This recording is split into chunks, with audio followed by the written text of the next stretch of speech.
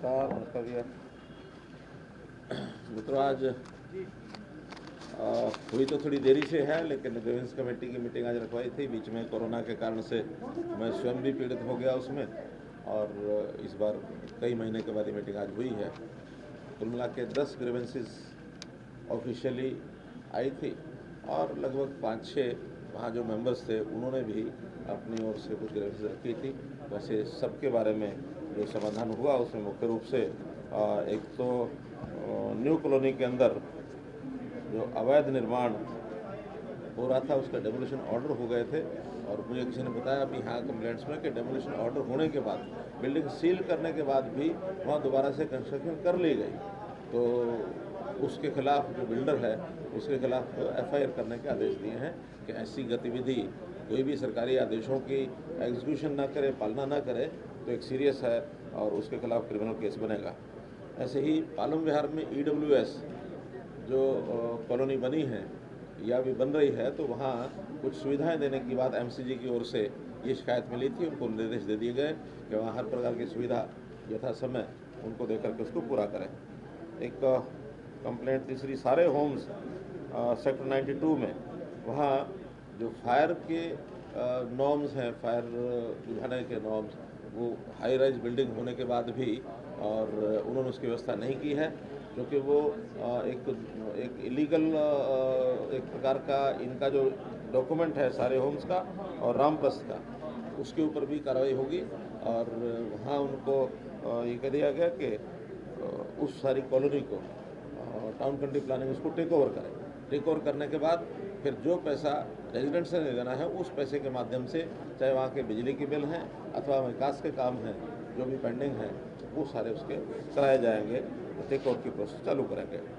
बाजरा खरीदने की कुछ शिकायत मिली है, उसमें से यही है कि जो जिनकी शिकायत है उनके बाजरे का एक प्रकार से डिप्टी कमिश्नर के द्वारा उसका सर्वे कराएंगे कि अगर लोगों ने अपना बाजरा बोया हुआ है वो खरीदा जाएगा, अगर किसी ने राजस्थान से बाजरा खरीद कर यहाँ ला करके बेचने की कोशिश की तो उसको नहीं किया जाएगा, ऐसा स्पष्ट बता दिया गया है। इसी प्रकार प्लॉट्स, जो बड़े प्लॉट्स हैं उनका पार्टीशन का, कुछ परिवार जो हैं आगे उनकी 2 परिवार होने के बाद उनके पार्टीशन की जो पॉलिसी है वो अभी विचाराधीन थी। पिछली बार भी शिकायत आई थी, आज फिर आई थी, तो हमने उसकी पॉलिसी बना ली है। नेक्स्ट कैबिनेट मीटिंग में उसको लाकर उसको पारित करेंगे। कोई पार्टीशन करने के बाद कोई भी प्लॉट 100 गज से छोटा ना हो, ये उसकी एक कंडीशन रखी गई है। अर्थात पार्टीशन होने वाला प्लॉट कम से कम 200 मीटर का जरूर होना चाहिए, तभी 2 बनेंगे तो 100 मीटर से नीचे नहीं जाएगा। तो इस पॉलिसी को बहुत जल्दी पारित करके और उसकी इम्प्लीमेंटेशन करा दी जाएगी। न्यू कॉलोनी वाला अकेला ऐसा प्लॉट नहीं है जो सील के बावजूद भी जहाँ काम चल रहा है, कि बड़ा नेक्सस काम कर रहा है। बताया गया ये बताया गया, तो हमने कहा कि ऐसे सब केसेस की कंप्लेंट आते ही उनके खिलाफ कार्रवाई की जाएगी।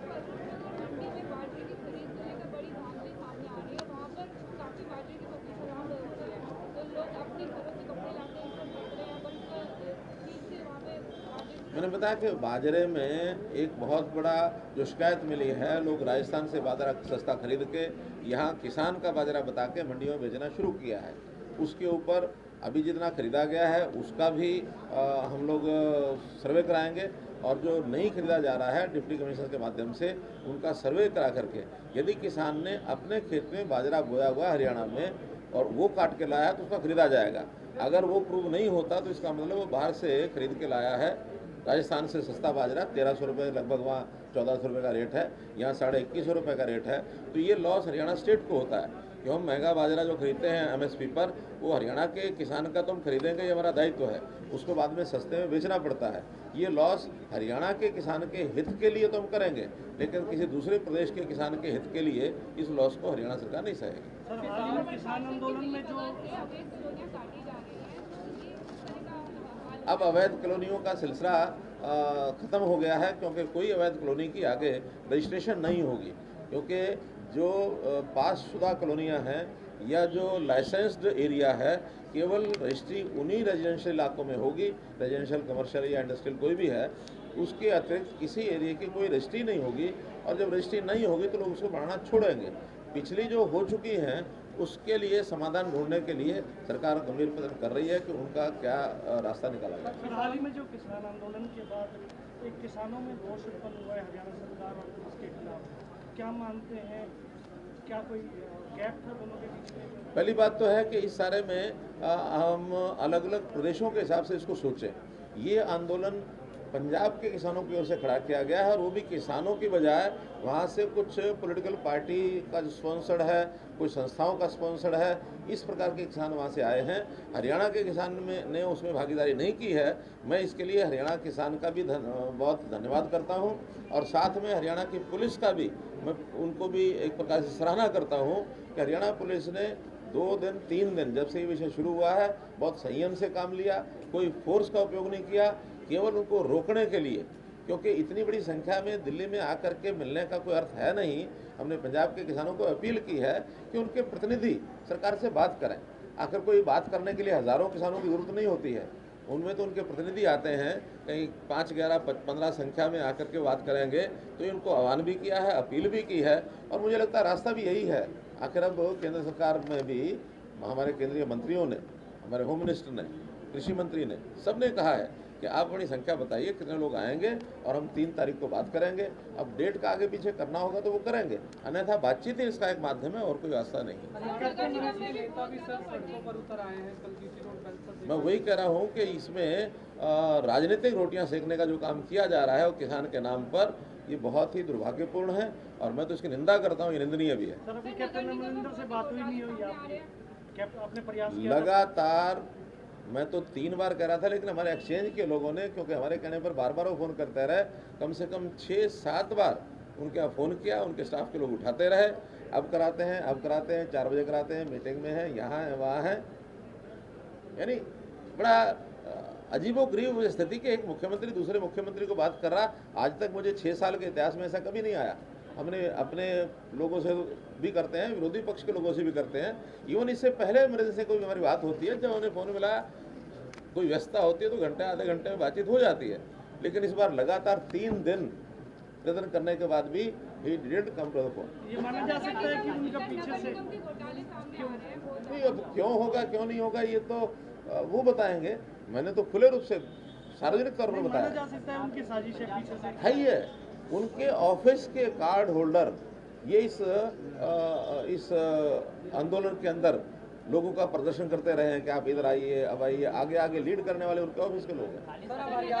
लास्ट और नगर निगम में फर्जी प्रमाण पत्र अभी निकल के सामने आए, तो 2 करोड़ कम से कम लोगों के बन चुके हैं, तो वो किस तरह से इस तरह की इसमें कार्रवाई करेंगे? देखिए, कोई भी विषय हमारे पास शिकायत का आएगा, हर एक को उजागर करना, उसके पीछे कौन है, दोषी कौन है, उसके खिलाफ कार्रवाई करना, ये हमारा पहला एक प्रकार का एजेंडा है।